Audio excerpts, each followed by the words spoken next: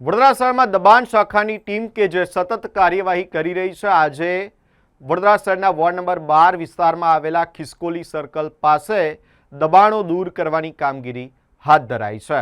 રસ્તાની આસપાસ ઊભા કરવામાં આવેલા લારી ગલ્લા, કાચા શેડ અને ઓટલા સહિતના દબાણો તંત્ર દ્વારા હટાવવામાં આવ્યા।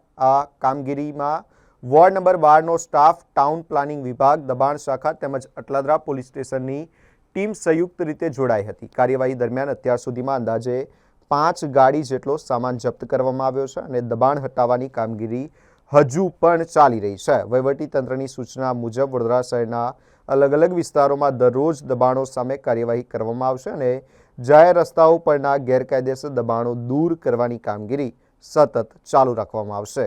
વોર્ડ નંબર 12 વિસ્તારમાં ખિસકોલી સર્કલ પાસે 4 રસ્તાની આજુબાજુમાં જે રોડ લાઇનમાં જે દબાણો થયા છે તે લારી ગલ્લા તેમજ કાચા શેડ અને ઓટલા આ વગેરે દબાણો દૂર કરવાની કાર્યવાહી વોર્ડ નંબર 12ના સ્ટાફને સાથે રાખી ટીડીઓ વિભાગ, દબાણ શાખા અને અટલાદરા પોલીસ સ્ટેશનને સાથે રાખી અને આજરોજ કાર્યવાહી હાથ ધરવામાં આવી રહી છે। સાહેબ, હમણાં જે ગલ્લો ઉઠાવવાની વાત હતી, તમે છોડી દેવાની વાત થઈ છે?